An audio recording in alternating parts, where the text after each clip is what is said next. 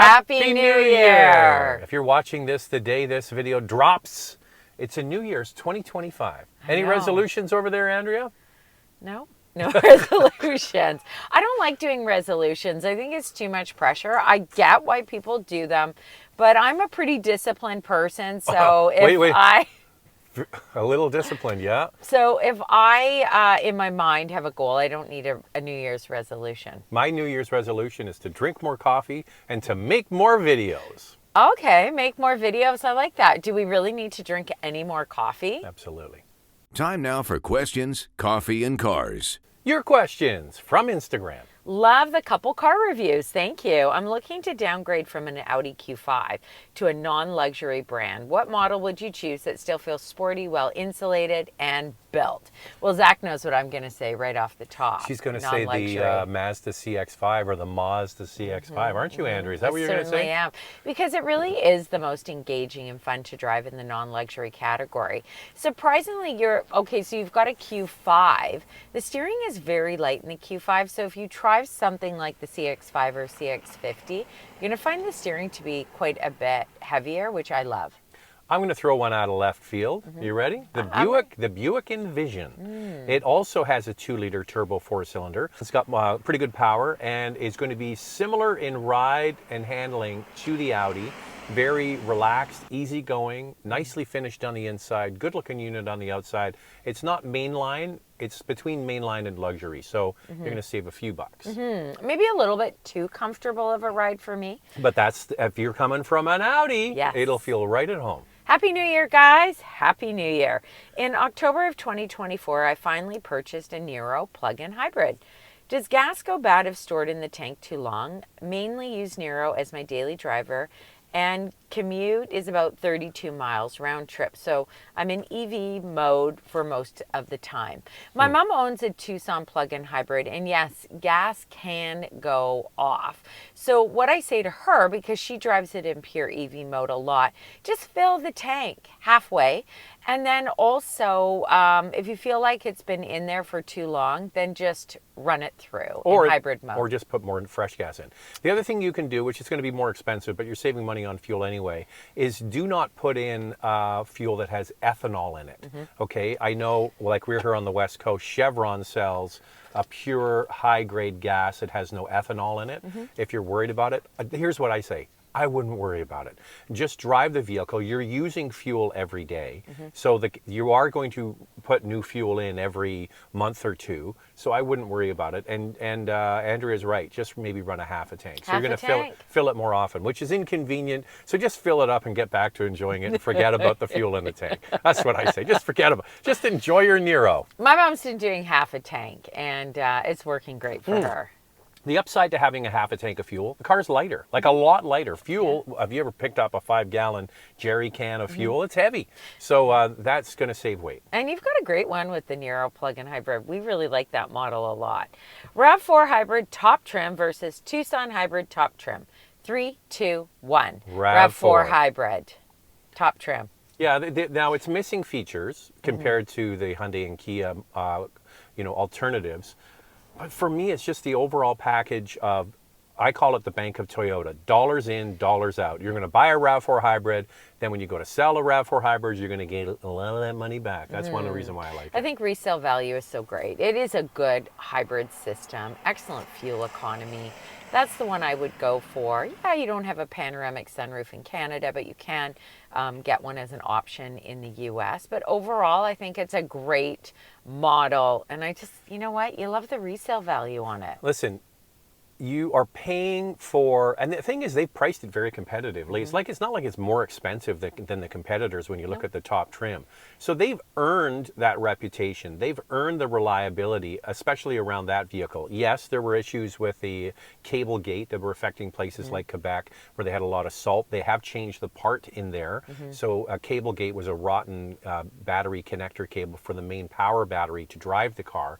But that, they've told us, has been replaced. And don't get us wrong, we like the Tucson hybrid as well. We're actually driving it this week, so we'll have a review coming out within the next couple weeks. It's so quiet, it's so smooth, it's so refined, and it's a little bigger. And it's a little bit bigger. It depends what your needs are. Like if it's just a couple of people driving around, and the RAV4 is, the thing is the RAV4 is way overdue to be updated. It's going to be updated at the end of this year.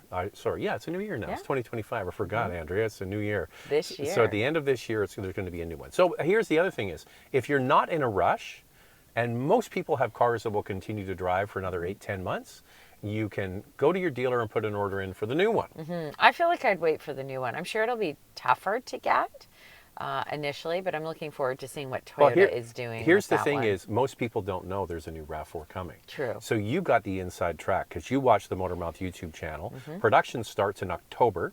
We're going to have a chance to drive it probably in November. Yeah. It's probably going to be hitting dealers in December. If you look at when the last model was introduced in December, or at least January of in like a year from now. So if you go and talk to the dealer, they're going to say, "Oh, we don't know anything about a new one, but we've got one right here," which is what they'll try to do. Yeah. Get you into the one that's sitting there. But you say, no, I want to put my name down for the new one. I think, I mean, look, it's going to have the same powertrain. It's just going to look better. I hope they do something with that interior. Well, it might not have the same powertrain. It might have the 5th generation. Oh, could, yeah. And it's going to have, I think it's going to be more powerful and more efficient. I think it's going to be a better RAV4. Great. Better, it's going to be better. Now, trust me, when we go to the press release, they're going to go, "It's a better RAV4. I mean, they always say bigger, better. Better I fuel can economy. tell you, like we always used to joke about, we don't need to go to the press conference because this is what they're going to say. It's bigger. It's got more legroom. It's got improved torsional rigidity, better fuel efficiency, and more safety equipment. More there you safety, go. Yeah. Now, I just want to make a comment. Zach and I did This was not not plan planned. this. Did not plan to wear green. We've done this the last few times. Like we know. both wore red, like a burgundy kind of sweater. You wore a burgundy top. Yeah. And then one time we both wore leather jackets. Wasn't planned. And now we're doing green. Now look at us, green. Does green mean anything for the new year? I don't know. Maybe it's lucky. Let's hope Money. so. I like Green that, and Andrea. money. Okay, thoughts on the M340i versus the Wait a second. S4 M? sedan The M340i. I. Okay, yeah. versus the S4 reliability-wise. I know you guys love the B58. So let me start with, before we get into driving dynamics and Well, let's handling, just do a because 3, 2, we 1. want Which one would you pick? reliability. I don't want to do a 3, 2, 1. You want to do a 3-2-1, but I got to touch on reliability because that's what the person is asking. Yeah, but we can we'll do a that. 3-2-1. Okay, ready? 3, 2, 1. BMW. And the reason why I'm choosing BMW is because of driving dynamics. Audi steering is a little bit too light for me. Here we go into reliability. Sorry, Zach, go ahead. It's the engine, man, and the platform, and they just know what the hell they're doing. That's going to be a get it while you can, inline 6, turbocharged, get it while you can. It's a good one. I really want to know, Andrea, about if I was into the reliability of these you tell me what you think. Oh, it's going to be BMW hands down. It's going to have better reliability in the Okay, Audi. well, you'll be surprised about this. I'm going to be surprised. I went with Consumer Reports because Consumer Reports has really, been putting BMW at the top for reliability. Well, that's why I said that. I know. Not so much. Okay, so I'm going to just grab my notes because there's a lot of numbers here.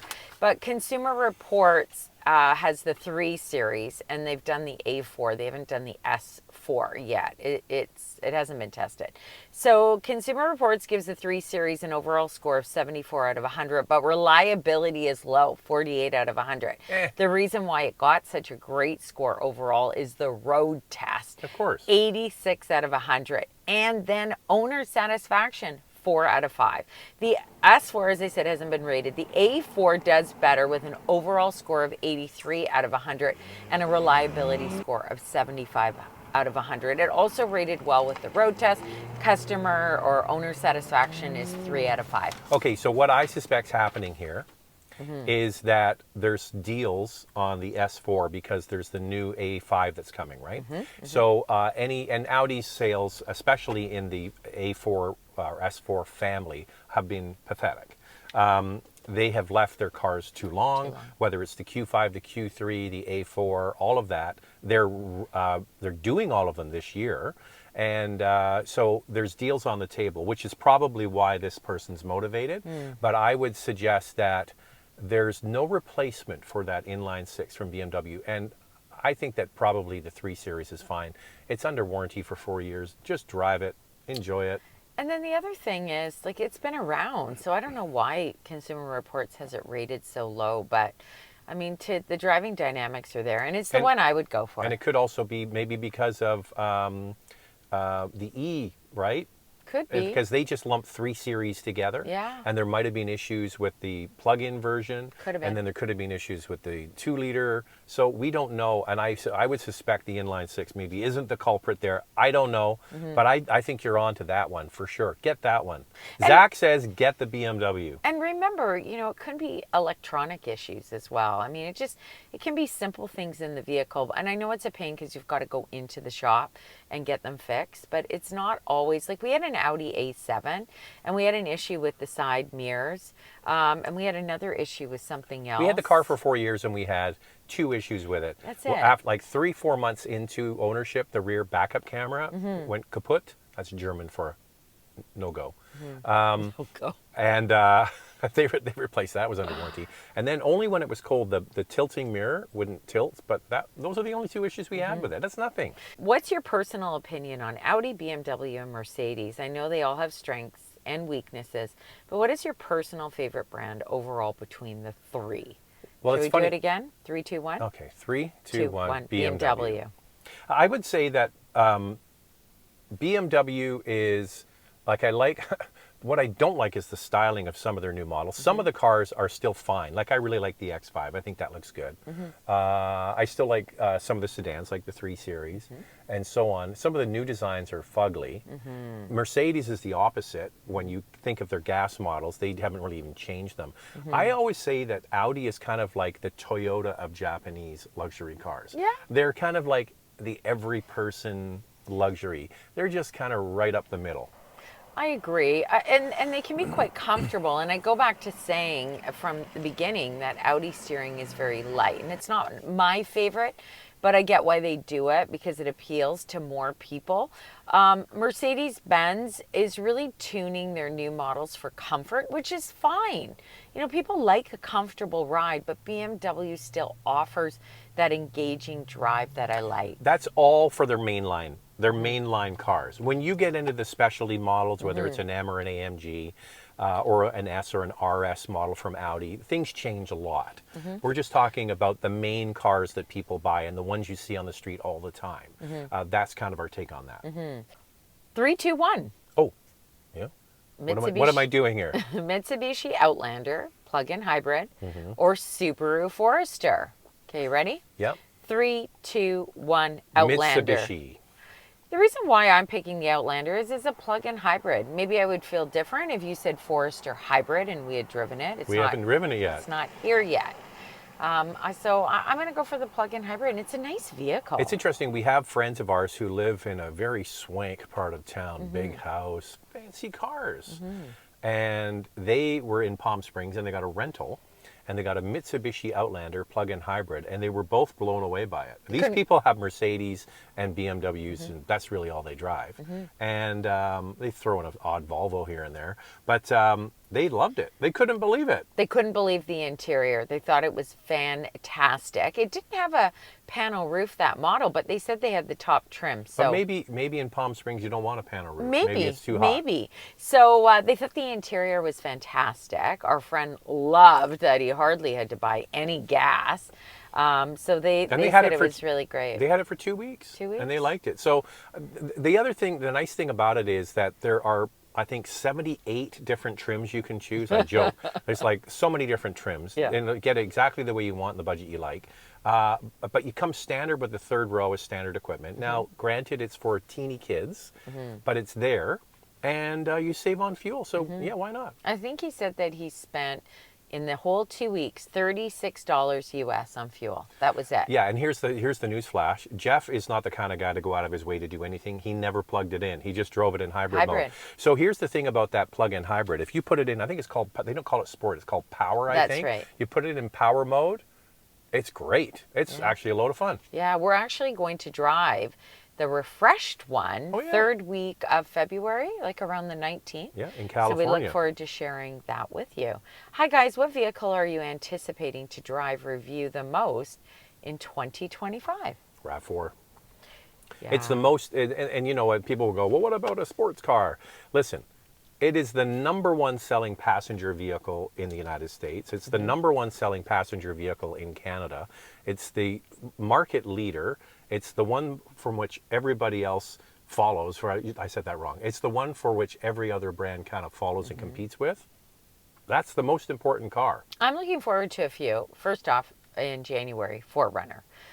It's probably going to drive like Tacoma, but still, I want to get in it. I want to drive it. I've always been a big fan of 4Runner in general. I'm also looking forward to Mazda with the CX-5 hybrid. That is going to be their own take. They're not going to use the Toyota hybrid system or the Toyota engine that they have in the CX-50 hybrid. So I'm super excited about that. Well, that's it. Forester hybrid. First of all, it's not just going to be a CX-5 hybrid. It's going to be an all-new CX-5. All new CX-5. So can I just back up? I didn't mean to jump in too much. Yeah. RAV4 is the market leader when it comes to compact crossovers. Biggest segment, number one vehicle north and south of the border. So you're going to see a bunch of vehicles getting updated for this year or the next 18 months. You mentioned Forester hybrids coming. CX-5 is their mainline competitor to that. So you're going to see all the dominoes fall. There'll probably even be a facelift for the CRV. Okay, what were you saying? What other ones? I am also totally psyched to drive the Honda Prelude hybrid. I don't know if we're going to be able to drive it in 2025. I think we are, and I can't wait. That's another iconic model. I have such great memories of it when I was a kid, and I just can't wait for that one. I hope it's as good as I think it's going to be, you know, in my head. I don't want to be disappointed. I'm really looking forward to going back to Japan, to going to Tokyo and driving go-karts on the road and the streets of Tokyo. We actually got to do that last time we were there for the mobility show. We did their, what did it call? It wasn't Mario Kart, it was a Mario Kart, I should say. It was something like that. But we had to dress up in Mario Kart stuff. Yeah, it was something monkey carts.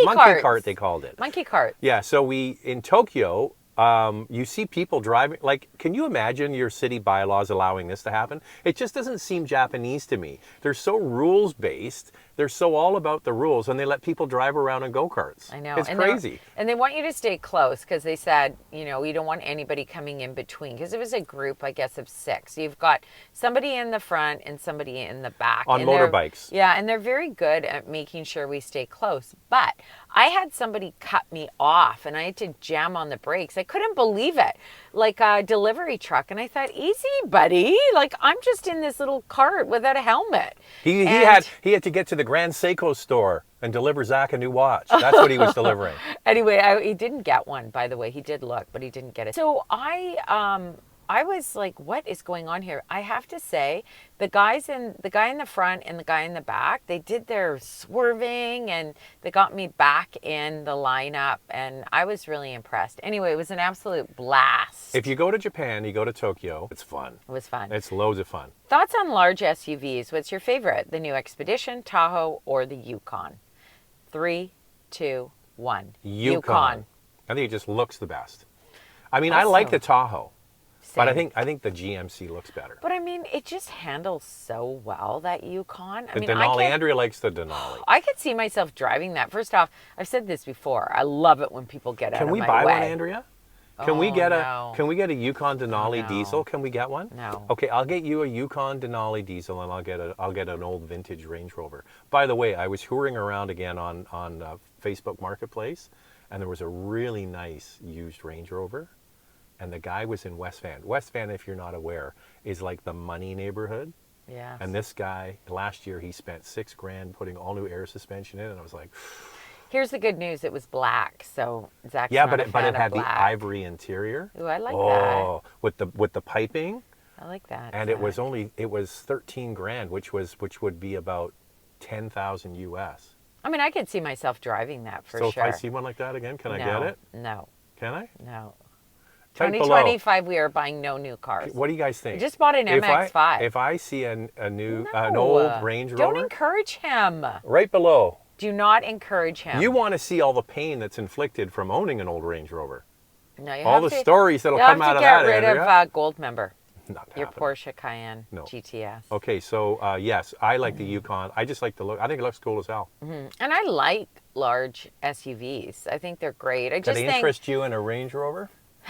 will mergers in the auto industry result in monopolies that reduce competition and fix prices even higher than they are now? No. No, Not a absolutely not. But I do think with the Nissan, Mitsubishi, Honda merger, if it happens, the only worry is that there are people who are going to lose their jobs because you're going to be duplicating jobs. Okay, so a couple questions, Coffee and Cars, this came up, and all the news came out about the Honda, Nissan, Mitsubishi merger. And I brought up an interview I watched with Carlos Ghosn, the famous executive who used to be the head of Nissan Renault. And then I put a picture up. So at the announcement, I'm going to put the picture up now. Oh, so here yeah. they are, the presidents or CEOs or whatever they are of Honda, Mitsubishi, and Nissan all standing there. Do these guys look happy, Andrea? Oh man, they They look they look look miserable. like they're pissed. Yeah, so what They're happened? not happy. So the backstory is, and this is what Carlos Ghosn said, he said that there has been undue influence placed on these brands by the Japanese government because the Japanese government apparently has this Ministry of Industry to protect Japanese industry. For example, there's a Canadian company wanted to buy 7-Eleven. 7-Eleven is owned by the Japanese, and they wanted to buy it for like billions and billions and billions of dollars. And the Japanese government said no. They wouldn't let them sell it. So the Japanese government said to Nissan and Honda, "You're getting married whether you like it or not." You know, it was a shotgun wedding. It was a shotgun wedding. Shotgun wedding. Okay, guys, we have one more question to do, but I just want to say, so our son Jack, he is in Chicago right now at the Winter Classic. I mean, what a great, paid his own way, did his own thing. So if you don't know the Winter Classic, that's the NHL New Year's game. Yeah. And it's between the Chicago Blackhawks and the St. Louis Blues. And he's a massive Blackhawks fan. Oh. And the new young star for Chicago is Connor Bedard, who is from Vancouver. Yes, and so he just sends me a text. I have to share it. If anyone wants to send me beer money, feel free. 15 US for one beer, and he's doing like crying emoji. I thought that was hilarious. Send me the picture, text it. I will. Email it to me and I'll put it in I'll there. email it to you. Anyway, I just thought that is hilarious. I had to share it. Anyway, what a once in a lifetime opportunity to be in Chicago, Winter Classic. His favorite player is playing. So when I go to the hockey game with Jack, he's a sports fanatic. Ah. So by the way, if anybody has a company in Vancouver that needs somebody that's like crazy about sports and marketing. He took marketing as a social media. Like the guy is so clever and creative. We want him to come in on us, but he doesn't like cars. Yeah. So if anybody has an opportunity for a young guy, who just lives send me he a lives DM on social media. Instagram or through YouTube. He lives social media. He lives sports. So he's Loves it. absolutely. Yeah. So when we go to the hockey game, of course, I buy the tickets, and for the Vancouver Canucks, they ain't cheap. So and then he plays, and this is our son. He plays into what I like. He goes, he says, "Pop, you want to sit in the club seats, right?" And I'm like, "Well, of course I do, Jack, because I don't want to be sitting like this." And, you want center ice, don't you, Pop? Yes, I like center ice. I hate sitting at the ends. Yes. And then he says, "Well, how close do you want to be?" "Oh, well, I like to be sort of at the back of the club seat." So he finds these seats, and I look at the price, and I'm like, holy crap. I know. So anyway, But he plays you. He plays me like a Yeah. fiddle. He knows exactly. And by the way, if you need somebody to sell one of your products, I got to tell you, that kid can sell. Well, he just sold anything. me. He just sold Anything. me. He just sold me on $500 worth of hockey tickets, Yeah. right? So anyway, we go to the game. So my deal with Jack is, I say, by the way, we have one more question. I know, so. it's New Year's, Okay. Andrew. We've got nothing else to do except work off the hangover and all the food we ate. I say to him, "Well, you're buying the beers." And I only really make him pay for the first period. Yeah. And we go down there, and then he buys the beer. He gets the beer, and he goes, "Holy crap." So one big, like it's a slightly bigger one, with tip. No, it wasn't without tip. It was $29. Yes. It's so expensive. His eyes blew out of his head. And I said, "Well, you want to see expensive? You want me to show you how much I pay for these hockey tickets?" Yeah. Anyway, sporting venues are a freaking They're ripoff. expensive. Holy They're really moly. expensive. But he wanted to go to Chicago, and he did it all on his own. He's paying his way, and I think that's really great. Anyway, any opportunities for our son out there? He's looking for a job, sales, marketing, social media in Especially Vancouver. sports, if you have a sports connection. Yeah. My wife will be getting a Mini Countryman later this year. So as part of speccing this out and bearing in mind where we are, New Brunswick, should we be getting the adaptive dampers? We live in a rural town with poor roads and an hour's highway to drive the closest to the closest big town. Yes. Oh, I would suggest. I know you get a lot of uneven pavement, right, because of snow and frost and all of that kind of stuff. We almost didn't get our GTI with the adaptive dampers, but because it was delayed and pushed into the next model year, we went up a class in vehicle and got it. Best thing about the car is the adaptive suspension. Absolutely. So if you're going to spend all that money for a new Countryman, just a little more. It also lowers the vehicle 15 millimeters, and it has the selective dampers. One of the things I would suggest is if you're going to get the adaptive suspension, I don't know this, Andrea probably looked it up, you probably get a different wheel package with it. I'm not sure. So I didn't go into that great detail. One of the problems with that is often when you get the more performance-oriented suspension, they'll give you a lower profile tire and a bigger wheel, which could be a little crashy. So you might want to, if you're worried about that, get the adaptive suspension and maybe see if you want to swap for a smaller wheel and tire. Something to think about. I definitely think if you have rough roads, you've got to get it. You'll be so happy that you did. I mean, really, the Countryman drives like a little go-kart. It's so fun. Does it ride like a monkey cart? Monkey cart. You know what's amazing is that they made it bigger, but they kept the engaging dynamic drive. I really like it. I don't know. I'm not sold on the exterior design, but I like everything else about it. I think your wife is going to absolutely love it. And you have to dress up in a Mario Kart. Yeah. outfit. I was Send a picture. I think I was Peach. Did I dress up as can't remember. Peach? I think so. They were all close to the Mario Kart characters, but they weren't really for copyright reasons.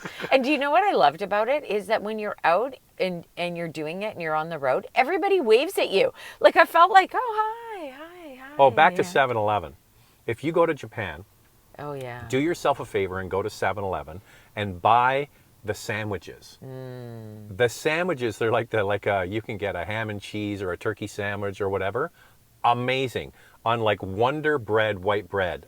I could eat like 8 of them. And they were so fresh. Like every time you went, they were so fresh every day. You know Anthony Bourdain? Yes. Who's no longer with us. He did a whole thing on how they make the sandwiches. It's like a big known thing in Japan. So do yourself a favor. And maybe that's why they didn't want to sell it to the Canadians, because they'd make them stock poutine and not good Sammys. Yes, the sandwiches are good. All right, now we're way long on this one, Andrea. Happy New Year, Happy everybody. New Year. It's wishing you. We actually recorded this before New Year. Yeah, but it's going out on New Year's Day. So wishing you a wonderful. If you want to really fast forward, I'll be like this on the sofa. Oh, yes, he will. Next day that. will be a rough day. We're going to our friends tonight for dinner. Cheers. Zach's got to go buy some champagne for tonight. Which was last night. Which was last night. So wishing you a wonderful 2025. Thank you for all the support that you've given us and positive comments and all that great stuff. We wouldn't be able to do what we do without you. It's not about us this year. It's about getting Jack a job. Yeah, please. All right, so that's it. Have a great New Year. See you next time. New Year's.